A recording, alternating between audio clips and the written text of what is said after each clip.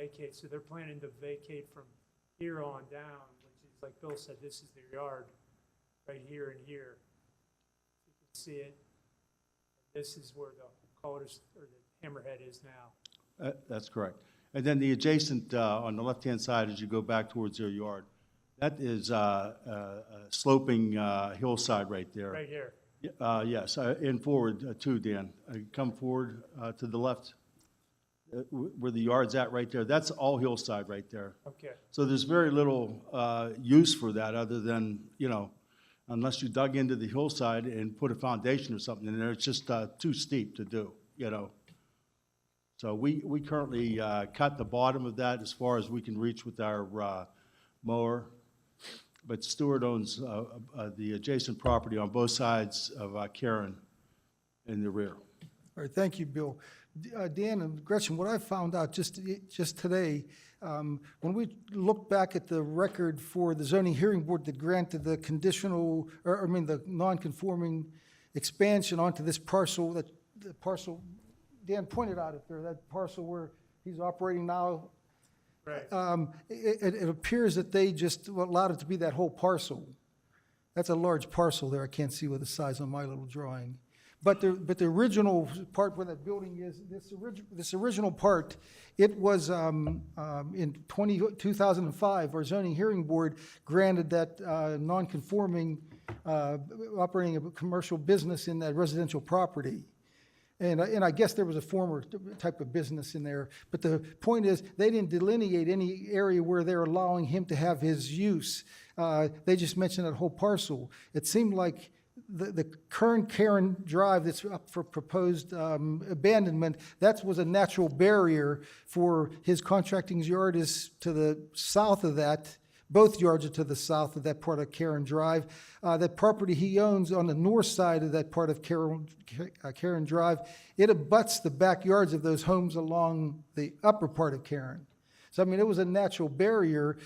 We've always run into problems with contractors expanding, just growing. And if that road, that natural border or barrier was eliminated, it just seems like what's going to stop him from just, encroaching and, assuming the zoning hearing board gave him that, to encroach right up to their backyards. Right now, we only allow contractors' yards in industrial property. This is residential property against residential homes. So I'm not advocating for or against it right now, but I just think we need to, at our meeting, we need to spend a little bit more time to see if we can pin down the zoning hearing boards, all their records of what they said there, and see if we can't, they might have assumed that road is the barrier.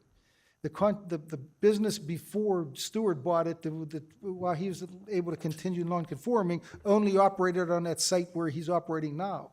So if we get rid of that barrier, if it's all one parcel, we might end up being in court about it. The neighbors may have issues, and we may end up fighting about it. So Tom, I'd rather pin it down. my impression is that Stewart is only interested in the driveway, the access back there.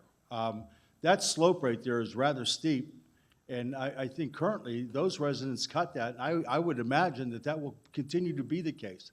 It has very little. But you said access. He has access now. He does, Drive, but so. we're trying to maintain that in the township here. There's no weight restriction on that.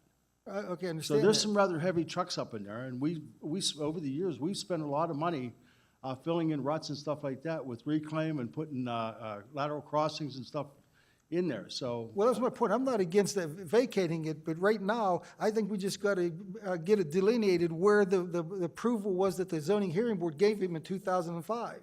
I think we were lax back then. I think we're more vigilant now in when our zoning hearing board makes some approval of an expansion. We need to be have it pinned down so we know exactly what they're giving, or they know what they're giving, and we know what they're giving. Tom, the 104, the 106, the 105, and the 107 parcels, those all belong, as far as ownership, Christina Haley, Dwayne Kim, Angelo Falcone's estate, and Mark Metera Revocable Trust. That's those ones that are along there. Okay. So what's the point, though? Well, what I'm saying is, are those residents aware of what we want to do? Yes. Okay. Yeah, they're required to get letters related to this hearing, so they were notified. Okay, because then Joe Stewart owns right along in the back of them. Right, so I'm just saying, I don't know that they were aware, the letter said that, we could have an issue with a contractor expanding right behind them. And again, I'm not saying I'm against it, I just think we have to at least find out what the zoning hearing board gave him back then, and that might be the natural barrier, so we can still abandon that road, but, clarify with him that that's still the limit of what, his non-conforming commercial business is allowed to have according to the zoning hearing board. So are you asking for it to be tabled tonight so that we can get this Well, information? not now, I mean, at the meeting tonight, it's the Yeah, first item on the I agenda. know what you mean. You know, like Bill talked about, I just checked on I have the topography on this computer. This slopes here about 25% along this area that screens. So that's why he hasn't done anything with it, because it's a very steep slope. But he has big equipment, he can make Yeah, a, he could Yeah. come back here and build a wall and do whatever, I mean, but couldn't he do that now even with Karen Drive there? I don't know that might have been the expectation, that was the limit of what, the business was there before, they granted, they okayed him. He just wanted, he asked for a continuation of the current non-conforming business back then. It was a guy that had sold cars, or well, he did something. It was something.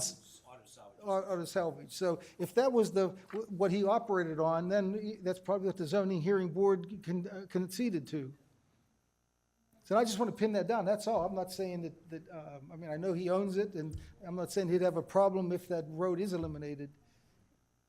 Yeah, I would just say, if this is a pre-existing non-conforming use, and he wants to expand in terms of the area, like historically, he's never used this section here. Right. So that would be an expansion into an area that wasn't previously utilized, which I would argue would then need an additional approval for the expansion of the non-conforming use. It's a physical expansion if he started to utilize that area, which, But Crescent, I saw a map that showed a red line around all that, the existing non-conforming, the yard, all the way up to those backyards and across that and down, as if all that was given by the zoning hearing board. It went up like this, it crossed and down.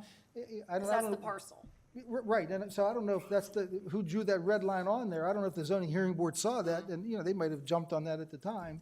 I just don't know. I just want some time to at least investigate that, to find out the consequences. I hate to end up fighting contractors because it costs us money all the time.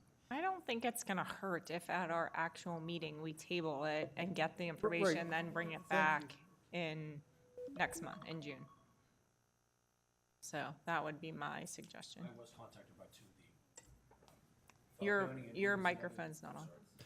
Darlene, who did you mention? The Medved, Christina Hanley, Dwayne Kemp, Angelo Falcone. yeah, Angela, well, actually, And Ed- Mark. Ed Morasic for Angela Right. Falcone contacted me, said they had no issue. And what was the last name, though? Mark Matera. Matera. M-A-T-E-R-A. They actually have such And a. that's an irrevocable trust. Yeah, they so- have such a small strip there that they were actually looking to give the property away to the township, and, which I told them we weren't. It's only interested. .9413. Right, so, but those were the only two residents I. But if they said they didn't have an issue, they might not, maybe giving up the road because they don't use it anyhow. That might not have been, that might have been all they thought about. So I just want to make sure we're not creating something. Okay. Anybody else? Anybody from in the residents have any interest in commenting? Yes, sir. Yes, please. No, she has to record it. It's on now.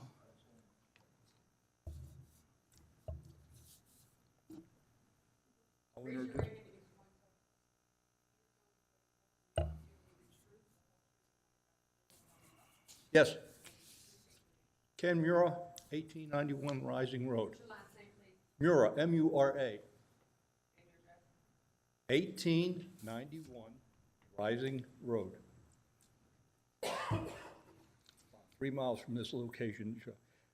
Are you aware that 104, 106 Karen Drive, that backyard is their septic fields? Probably, if that's a low side lot. It is. Because I was looking at possibly purchasing the house at 104, and I decided not to do it, but I saw one of the companies that build septic fields was repairing the one at 104. So that's all I wanted to say to you. Well, it's probably located on their own lot 104. I have hearing aids in. They said it's probably, their septic system is probably in the backyard of their own 104. Stewart wouldn't touch that anyhow. He won't go in their yard. It just abuts it. Okay. It's something to be considered depending on how far Stewart wants to expand or whatever. Okay. I don't know that he wants to expand. I mean, I'm not trying to put words in anybody's mouth about that. Very good.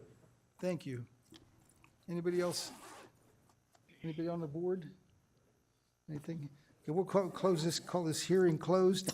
And I know it's on the agenda, but I think I'm going to ask that we table it from the agenda item on a regular scheduled meeting. Thank you.